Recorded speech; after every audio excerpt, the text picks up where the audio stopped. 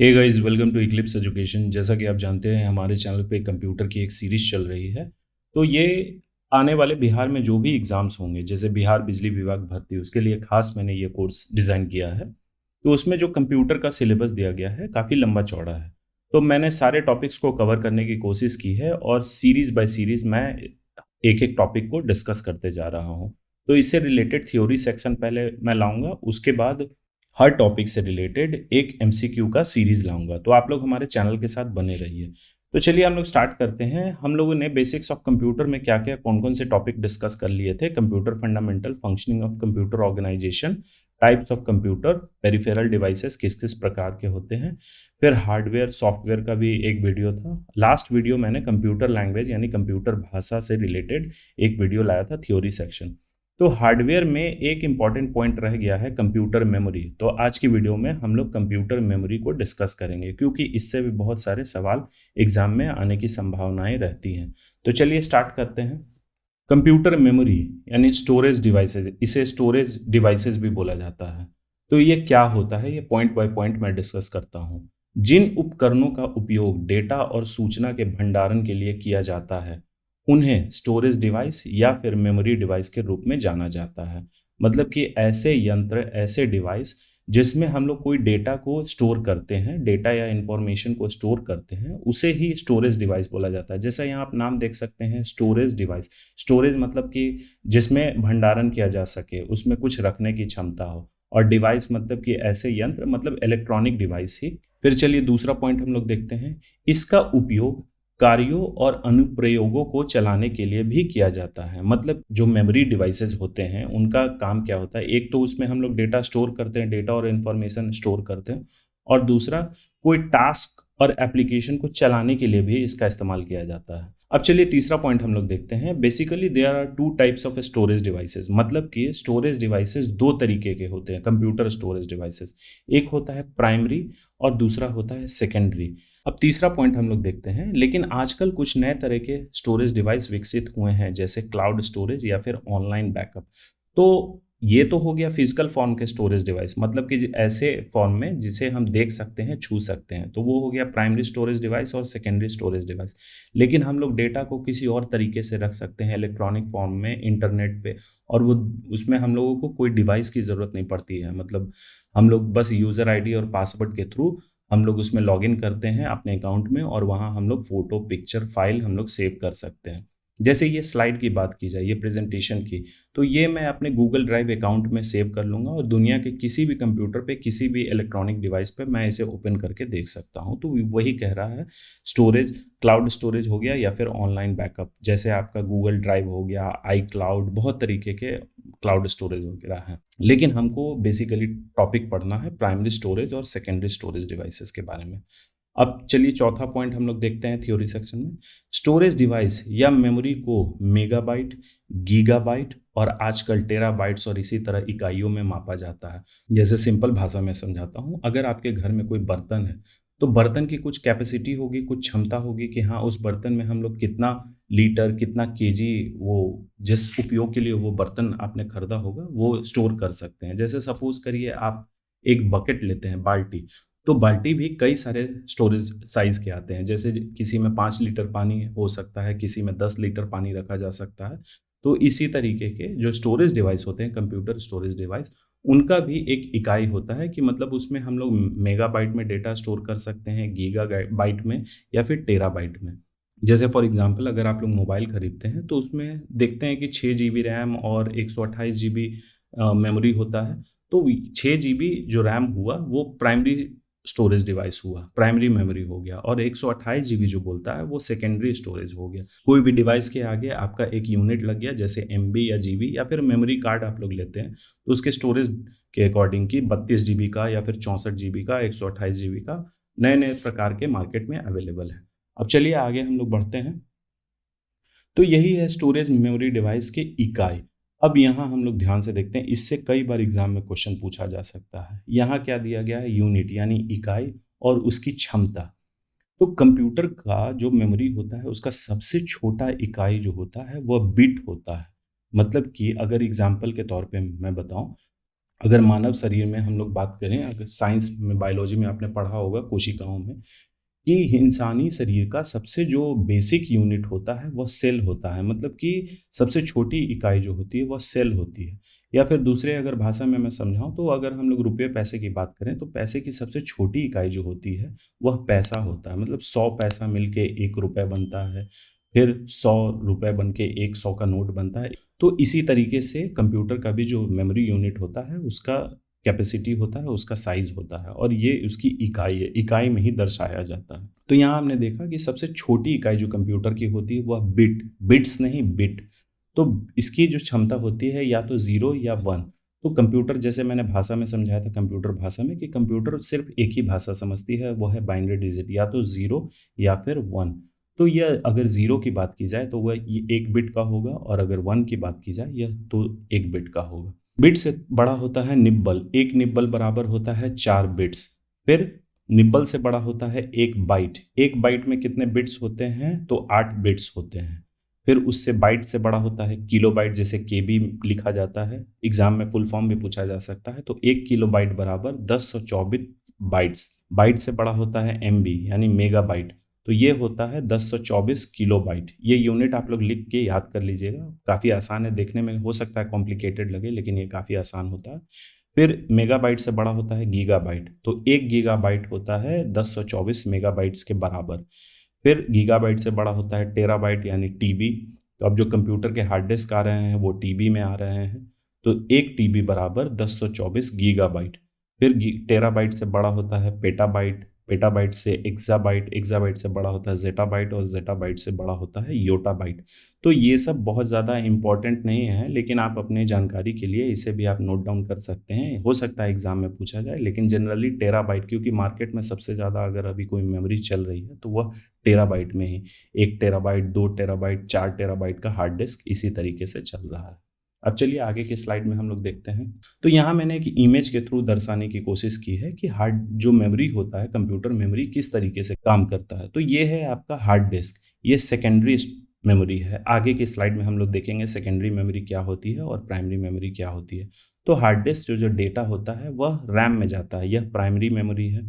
फिर रैम से आपका कैश मेमोरी लेवल 3 और cache memory level 2। Cache memory level 3 में जाने के बाद फिर कैश मेमोरी लेवल 2 में जाता है, और ये सीपीयू में फिर प्रोसेस किया जाता है। प्रोसेस करने के बाद फिर हमें आउटपुट मिलता है। तो बस ये मैंने इमेज के थ्रू दर्शाने की कोशिश की है कि किस तरीके से मेमोरी जो है वह काम करती है कंप्यूटर में। अब चलिए हम लोग देखते हैं मेमोरी के नेचर या फिर प्रकृति इसे बोला जाए कि किस तरीके के मेमोरी होते हैं। मेमोरी का टाइप नहीं, प्राइमरी और सेकेंडरी नहीं, मेमोरी को और चीज़ों में दर्शाया गया है। जैसे कि एक होता है वॉलेटाइल और दूसरा होता है नॉन वॉलेटाइल। ये एग्जाम में कई बार ये क्वेश्चन पूछे जा चुके हैं कि कौन सी मेमोरी, एक किसी खास मेमोरी के बारे में दे दिया जाएगा और पूछा जाएगा कि यह वॉलेटाइल प्रकार की मेमोरी है या फिर नॉन वॉलेटाइल। तो इस शब्द का क्या मतलब होता है? तो वॉलेटाइल मेमोरी वह मेमोरी जिसमें कंप्यूटर बंद होने पर डेटा खो जाता है या चला जाता है, उसे वॉलेटाइल मेमोरी कहते हैं। अब इसका एग्जांपल हम लोग देखते हैं। जैसे सपोज करिए आप कंप्यूटर पे काम कर रहे हैं, कोई फाइल आपका ओपन है, एमएस वर्ड में आप कोई काम कर रहे हैं, तो वह उस समय प्राइमरी मेमोरी यानी रैम में स्टोर्ड रहता है। फिर जब कंप्यूटर अचानक से बंद हो जाता है तो वह काम जो है हमारा खो जाता है। तो यही हुआ वॉलेटाइल मेमोरी। दूसरा होता है नॉन वॉलेटाइल। नॉन वोलेटाइल वह मेमोरी है जिसमें कंप्यूटर बंद होने पर डेटा खो या चला नहीं जाता, उसे नॉन वोलेटाइल मेमोरी कहा जाता है। इसका एग्जांपल है, जैसे सपोज करिए हार्ड डिस्क हो गया या फिर पेन ड्राइव हो गया, उसमें हमने कोई फोटो सेव कर दिया या फिर कोई फाइल सेव कर दिया। अब वो हम कंप्यूटर में लगाएं, उसमें एक बार सेव हो गया है, तो लाइट रहे या ना रहे वो डिलीट नहीं होने वाला है जब तक हम उसे खुद से डिलीट नहीं करें, वो वहाँ से हटने वाला नहीं है। तो इस तरीके के मेमोरी को बोला जाता है नॉन वोलेटाइल। तो चलिए अब आगे बढ़ते हैं हम लोग। अब चलिए यहाँ से स्टार्ट होता है हमारा मेन लेक्चर। तो चलिए प्राइमरी मेमोरी डिवाइसेस देखते हैं। यहाँ हिंदी में लिखा हुआ है प्राथमिक मेमोरी, लेकिन एग्जाम में प्राथमिक मेमोरी नहीं लिखा होगा, प्राइमरी मेमोरी ही लिखा होगा।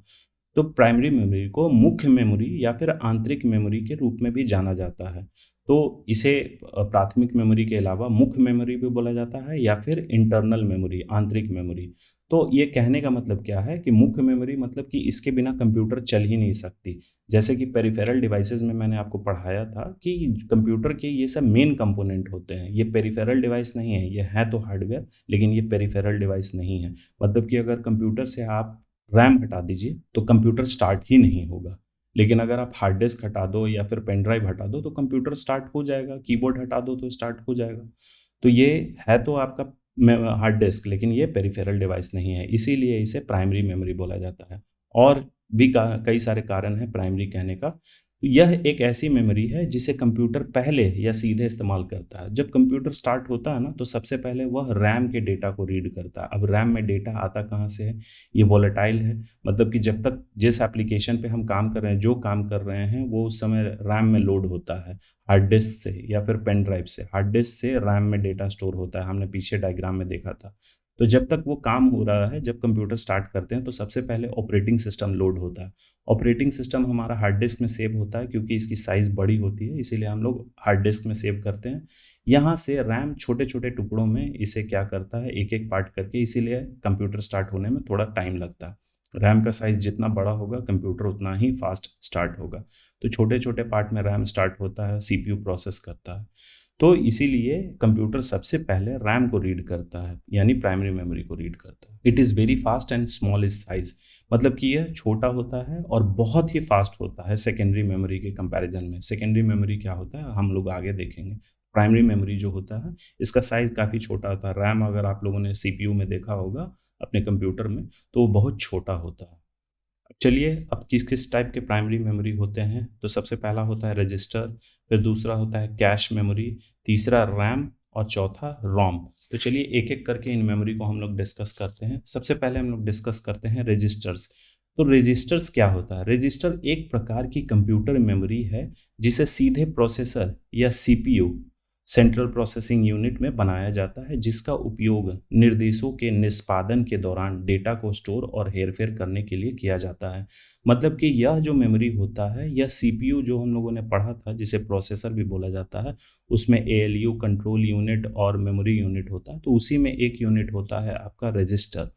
तो रजिस्टर ठीक उसी तरीके से इसे समझ सकते हैं जैसे किसी ऑफिस में आपने देखा होगा रजिस्टर्स, जो एक बुक रहता है जिसमें कुछ डेटा स्टोर किया जाता है, उसमें लिखा जाता है मैनुअली।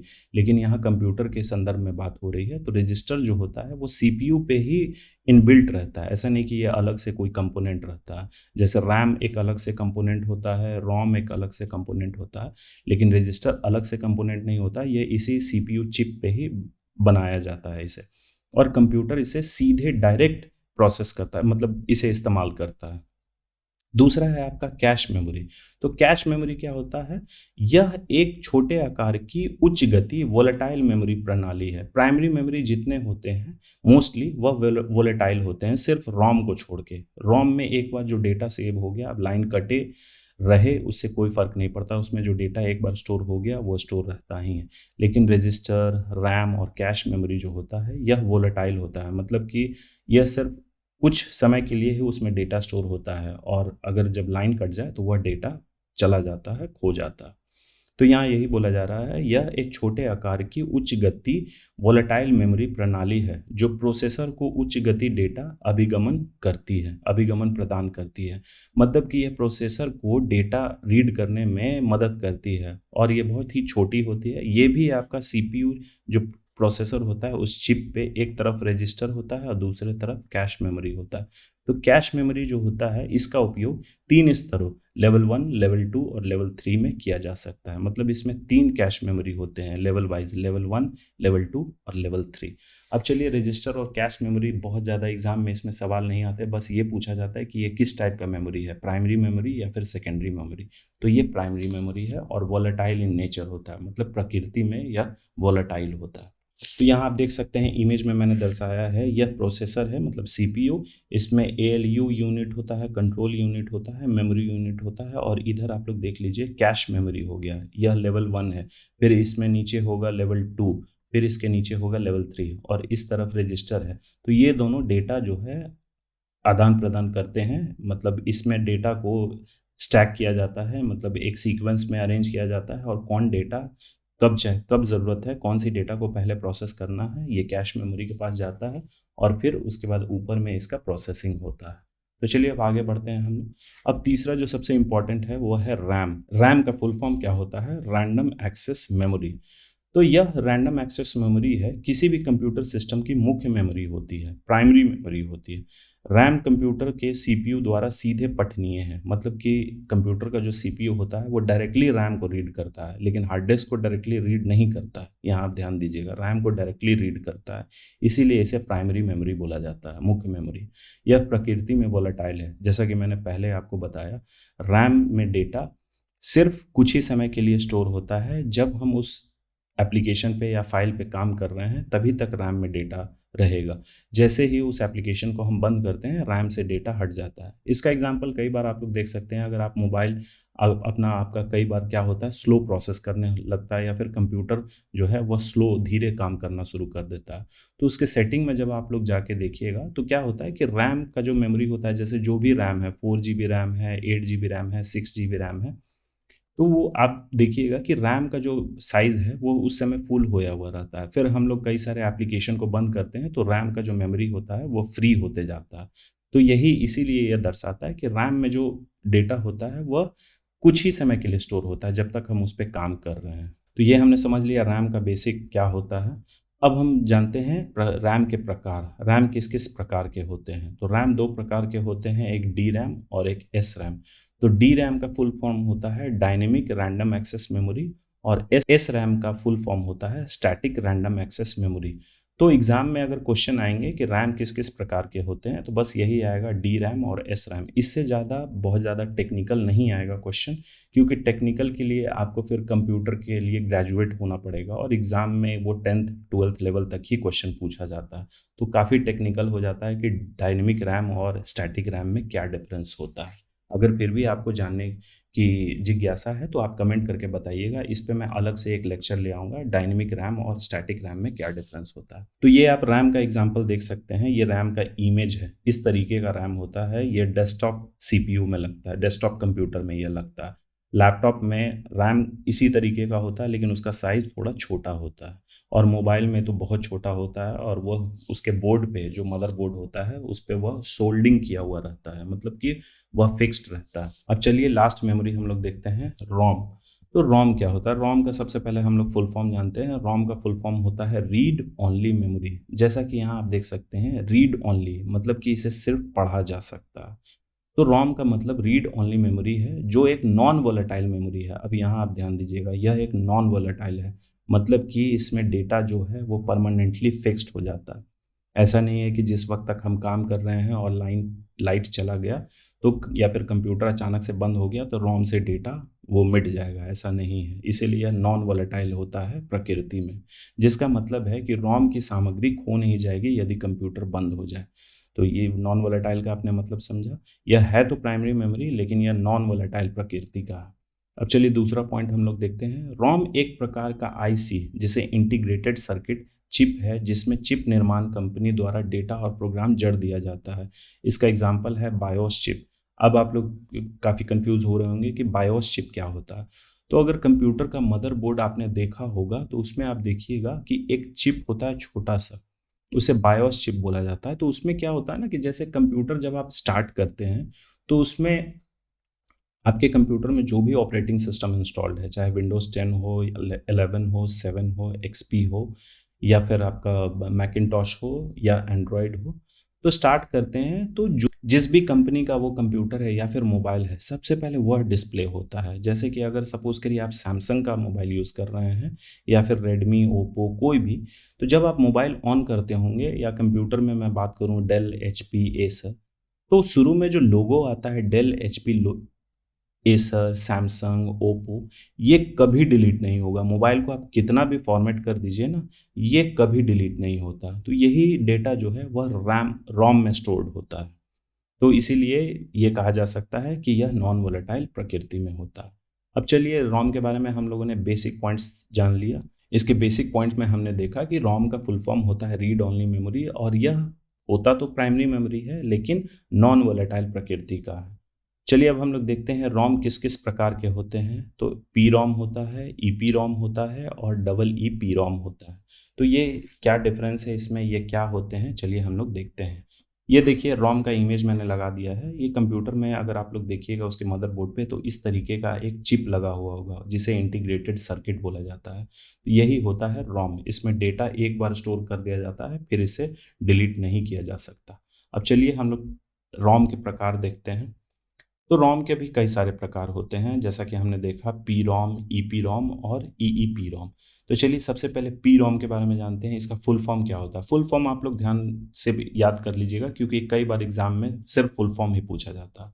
तो पी रोम का फुल फॉर्म होता है प्रोग्रामेबल रीड ओनली मेमोरी, मतलब कि इसे प्रोग्राम किया जा सकता है। तो चलिए देखते हैं। यह केवल पढ़ने के लिए मेमोरी उपयोगकर्ता द्वारा एक बार संशोधित की जाती है। जैसे कि अभी मैंने एग्जांपल दिया था लास्ट स्लाइड में कि अगर जो भी कंपनी का आप मोबाइल यूज़ कर रहे हैं या फिर कंप्यूटर यूज़ कर रहे हैं, तो उसमें उस कंपनी का जो लोगो है या फिर ब्रांडिंग है, वह सिर्फ एक बार लोड कर दिया जाता है, यानी उसे प्रोग्राम कर दिया जाता है। उपयोगकर्ता एक खाली पी रोम खरीदता है और पी रोम में आवश्यक सामग्री डालने के लिए पी रोम प्रोग्राम का उपयोग करता है। तो मतलब कि अगर सपोज करिए कोई मोबाइल कंपनी जो निर्माता है उसने ओप्पो का मोबाइल बना रहा है, तो उसके मदरबोर्ड पे वह रोम लगाएगा और उसमें अपना ब्रांडिंग करेगा, तो वह खाली रोम कर देगा और उसमें क्या है, वह ओप्पो का सॉफ्टवेयर चढ़ाएगा या ब्रांडिंग चढ़ाएगा। अब ये डिलीट नहीं हो सकता है। आप लोग कोशिश करके देखिएगा, मोबाइल को अगर आप फॉर्मेट करते हैं तो वो मोबाइल का ब्रांडिंग कभी भी जब स्टार्ट करिएगा तो वो कभी भी डिलीट नहीं होगा। कितना बार भी आप फॉर्मेट कर दीजिए वो कभी डिलीट नहीं होगा। तो वही रोम में स्टोर कर दिया जाता है। इसका सबसे बेस्ट एग्जांपल हम लोग देखते हैं। पी रोम बहुत सारे कंज्यूमर इलेक्ट्रॉनिक डिवाइसेस जैसे कि डिजिटल कैमरा में, डीवीडी प्लेयर या फिर पर्सनल कंप्यूटर में इस्तेमाल किया जाता है। मेडिकल डिवाइसेस में भी इस्तेमाल किया जाता है। मेडिकल डिवाइस जैसे पेसमेकर लगता है आपका हार्ट के पेशेंट को। फिर डिफिब्रिलेटर आपका हॉस्पिटल में इस्तेमाल किया जाता है। ये डिफिब्रिलेटर क्या होता है, आपने फिल्मों में देखा होगा कि किसी को हार्ट अटैक आ रहा है तो दो आयरन जैसा एक ये डिवाइस रहता है जिस पे कुछ जेल लगा के और चेस्ट पे वो इलेक्ट्रिक शॉक देते हैं, तो उसे ही डिफिब्रिलेटर बोला जाता है। तो ये सब में पी रोम का इस्तेमाल किया जाता है। अब चलिए दूसरे प्रकार का रोम हम लोग देखते हैं, ईपी रोम। तो इसका फुल फॉर्म क्या होता है? ई लगने का मतलब क्या हुआ? Erasable programmable read only memory. मतलब कि यह पी रोम के आगे ई लग गया है, मतलब कि इसे इरेज किया जा सकता है, मिटाया जा सकता है। अब आप लोग बोलिएगा कि नहीं, रोम आपने पढ़ाया था कि वह मिटाया नहीं जा सकता। तो कई सारे प्रकार होते हैं, ईजिली इसे मिटाना पॉसिबल नहीं है। जैसे हार्ड डिस्क या फिर मेमोरी को हम लोग बस एक ऑप्शन के थ्रू, फॉर्मेट ऑप्शन के थ्रू हम लोग क्लिक करते हैं और वो इरेज हो जाता है, लेकिन यह इरेज ईजिली नहीं होता। तो ईपी रोम क्या होता है, सबसे पहले हम उसे देख लेते हैं। ईपी रोम पी रोम का एक विस्तार है, मतलब प्रोग्रामेबल रोम का एक विस्तार है, अपग्रेडेड वर्जन है, जहां आप रोम की सामग्री को लगभग 40 मिनट तक पराबैंगनी किरणों के संपर्क में लाकर मिटा सकते हैं। इसके डेटा को हम लोग इरेज कर सकते हैं, लेकिन जैसे मैंने बताया वह इजी प्रोसेस नहीं होता है। इसे इसके अंदर जो डेटा है उसे मिटाने के लिए 40 मिनट तक अल्ट्रावायलेट रेज के संपर्क में उस रोम को लाना पड़ता है, तब जाके वह डेटा उसमें से मिटता है, फिर हम उसे प्रोग्राम कर सकते हैं। इसका सबसे बेस्ट एग्जांपल है, जैसे पहले के ज़माना में, अभी भी कई सारे ये होते हैं लेकिन अब हम लोग वो इस्तेमाल नहीं करते हैं। जैसे सीडी डीवीडी आपने देखा होगा, वह गोल सा होता है। तो उसमें क्या होता है ना, इसके आगे इसका पूरा नाम होता है सीडी रोम या फिर डीवीडी रोम, कॉम्पैक्ट डिस्क रोम।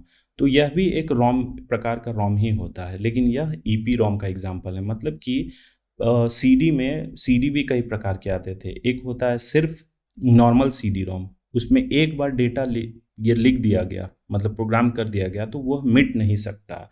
लेकिन इसका अपग्रेडेड वर्जन था सीडी रीराइटेबल, मतलब कि उसे हम लोग बार बार मिटा के, उसके डेटा को बार बार मिटा के हम फिर से बार बार लिख सकते थे। लेकिन ये बहुत ज़्यादा बार मिटाया नहीं जा सकता, क्योंकि जिस ड्राइव में सीडी को लगा के हम लोग रीड करते हैं कोई चीज़, उसके कंटेंट को देखते हैं, उसी ड्राइव में, कंप्यूटर के उसी ड्राइव में लगा के सीडी को इंसर्ट करके अल्ट्रावायलेट रेज उसमें पड़ता है, उसके कांटेक्ट में आता है और ये इसके कंटेंट को मिटा देता है। फिर हम इसमें नया डेटा ये कर सकते हैं। तो ये 10 से 15 बार ही किया जा सकता था, बहुत ज़्यादा इसका लाइफ नहीं होता। फिर जो तीसरा प्रकार का रोम है वह है ईई। अब ईई का मतलब क्या हुआ, तो इलेक्ट्रिकली, मतलब कि विद्युत द्वारा erasable programmable read only memory. तो यह लिखित सामग्री को विद्युत रूप से मिटाया जा सकता है, मतलब इसमें इलेक्ट्रिक सिग्नल्स के थ्रू इसके डेटा को इरेज किया जा सकता है ईईपी रोम में। आप ईईपी रोम को 10,000 बार तक मिटा और रीप्रोग्राम कर सकते हैं। ईपी रोम में क्या था, बहुत ज़्यादा बार आप नहीं कर सकते क्योंकि इसमें अल्ट्रावायलेट रेज का इस्तेमाल किया जाता है, लेकिन ईईपी रोम को 10,000 बार तक मिटाया जा सकता है।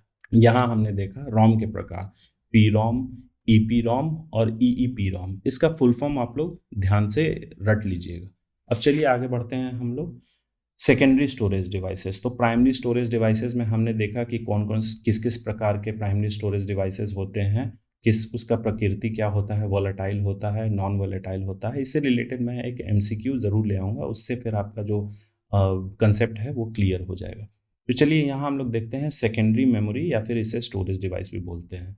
तो यहाँ लिखा हुआ है द्वितीयक स्मृति, ऐसा एग्जाम में नहीं रहेगा, यह हिंदी में कन्वर्ट हो गया है, वहाँ सेकेंडरी मेमोरी ही लिखा जाएगा। तो सेकेंडरी मेमोरी को बाह्य स्मृति या सहायक स्मृति के रूप में भी जाना जाता है।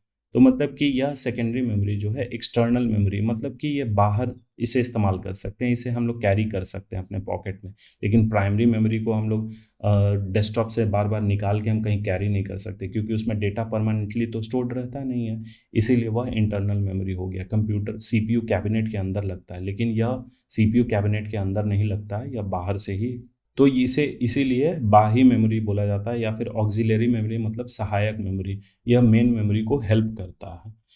यह नॉन वोलेटाइल, प्रकृति में यह नॉन वोलेटाइल है। नॉन वोलेटाइल मतलब कि इसमें जो डेटा हमने एक बार स्टोर कर दिया, तो जब तक हम लोग इसे खुद से डिलीट नहीं करेंगे, इरेज नहीं करेंगे, यह डिलीट नहीं होने वाला है।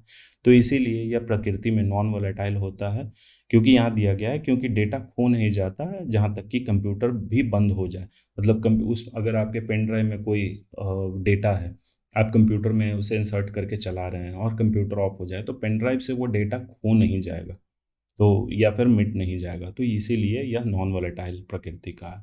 यह प्राइमरी मेमोरी की तुलना में धीमे होते हैं। हाँ, ये इंपॉर्टेंट सबसे बेसिक डिफरेंस है कि यह प्राइमरी मेमोरी की तुलना में यह धीरे काम करता है, क्योंकि जो हमारा सीपीयू है, कंप्यूटर का सीपीयू, वो डायरेक्टली इसे नहीं रीड करता। पहले प्राइमरी मेमोरी को रीड करेगा, फिर प्राइमरी मेमोरी के बाद सेकेंडरी मेमोरी को रीड करता है। इसकी भंडारण क्षमता बहुत बड़ी है, मतलब जो प्राइमरी मेमोरी है उसकी भंडारण क्षमता, स्टोरेज कैपेसिटी बहुत कम होती है। वह मैक्सिमम जीबी तक में आता है, लेकिन बहुत ज़्यादा जीबी में नहीं होता है, जनरली एमबी में ही होता है। जैसे आप रैम का एग्जांपल लीजिए, 32 GB, 64 GB, 128 GB मैक्सिमम हो गया। बहुत ही एडवांस्ड कंप्यूटर होगा, उसमें 128 GB रैम होगा। लेकिन अगर सेकेंडरी मेमोरी की बात की जाए, जैसे हार्ड डिस्क हो गया, या फिर पेन ड्राइव हो गया, या मेमोरी कार्ड हो गया, ये इन सब की जो स्टोरेज कैपेसिटी है बहुत ही ज़्यादा होती है। जीबी, 1 GB, 2 GB, 4 GB, अब तो टीबी में भी आने लगा। तो चलिए यहाँ हम लोग सेकेंडरी स्टोरेज के प्रकार देख लेते हैं, किस किस प्रकार के होते हैं। जैसे यहाँ लिखा गया है एचडीडी। एचडीडी का फुल फॉर्म होता है hard disk drive, internal and external. तो इंटरनल और एक्सटर्नल कहने का मतलब कि कंप्यूटर कैबिनेट, सीपीयू कैबिनेट के अंदर जो हार्ड डिस्क लगा हुआ होता है वह इंटरनल होता है, वह साइज में थोड़ा बड़ा होता है, उसे हम लोग बार बार निकाल के कैरी नहीं कर सकते हैं। और दूसरा होता है एक्सटर्नल। तो एक्सटर्नल हार्ड डिस्क भी होता है, वह पेन ड्राइव की जगह पे इस्तेमाल किया जाता है, लेकिन उसमें उसका साइज थोड़ा बड़ा होता है, इस प्रकार का चौड़ा होता है। इसे हम लोग कंप्यूटर से या फिर मोबाइल से यूएसबी केबल के थ्रू कनेक्ट कर सकते हैं। टाइप सी, टाइप बी, हर प्रकार के यूएसबी केबल के साथ आता है ये। तो इसीलिए हार्ड डिस्क जो है इंटरनल और एक्सटर्नल दोनों होते हैं। अब फिर ऑप्टिकल डिस्क, जैसे आपका सीडी हो गया, डीवीडी हो गया, ब्लूरे डिस्क हो गया, तो ये सब क्या होते हैं, सेकेंडरी स्टोरेज होते हैं। लास्ट वीडियो में मैंने बताया था रोम का एग्जाम्पल, ईपी रोम का सीडी। तो वो है तो प्रकार रोम का, लेकिन यह स्टोरेज किस तरीके का है, सेकेंडरी। मतलब इसका इस्तेमाल सिर्फ डेटा को स्टोर करने के लिए किया जाता है। जैसे पहले जो फिल्म या फिर फिल्म के गाने आते थे वह सीडी में आते थे। सीडी का साइज कम होता था, लगभग 650 MB में होता था। फिर आने लगा डीवीडी। डीवीडी का साइज थोड़ा बड़ा होता है, लगभग 1 या 1.5 GB का होता था। साइज इसका एग्जैक्टली मुझे याद नहीं है। फिर उसका अपग्रेडेड वर्जन आया ब्लू रे डिस्क। तो कई सारे जो अब जो मूवी आ रहे हैं वह ब्लू रे डिस्क में, यह 4-4.5 GB का एक डिस्क होता है और इसकी क्वालिटी भी थोड़ी अच्छी होती है। तो ये सब हो गया आपका ऑप्टिकल डिस्क में। फिर पेन ड्राइव हो गया, पेन ड्राइव आप लोग सभी भली-भाँति इससे वाकिफ़ होंगे। फिर मेमोरी कार्ड, मोबाइल फ़ोन में एक्स्ट्रा स्टोरेज के लिए हम लोग मेमोरी कार्ड का इस्तेमाल करते हैं। तो चलिए यहाँ हमारा थ्योरी सेक्शन कंप्लीट होता है मेमोरी का, कंप्यूटर मेमोरी का, जिसमें हमने डिस्कस किया कंप्यूटर मेमोरी क्या होता है, ये किस-किस प्रकार के होते हैं, प्राइमरी, सेकेंडरी, और फिर हमने देखा इसकी प्रकृति मेमोरी के वोलेटाइल और नॉन वोलेटाइल, और फिर दोनों मेमोरी प्राइमरी और सेकेंडरी के जो बेसिक कंसेप्ट्स होते हैं किस-किस प्रकार के होते हैं, कौन-कौन से इसके एग्जाम्पल हैं, हम लोगों ने देखा। तो चलिए बहुत जल्द ही इसका मैं एमसीक्यू सेशन लाऊँगा ताकि आपका कंसेप्ट जो है अच्छे से क्लियर हो जाए, और इसी तरीके के सेशन के लिए हमारे चैनल इक्लिप्स एजुकेशन के साथ बने रहिएगा। तो थैंक यू।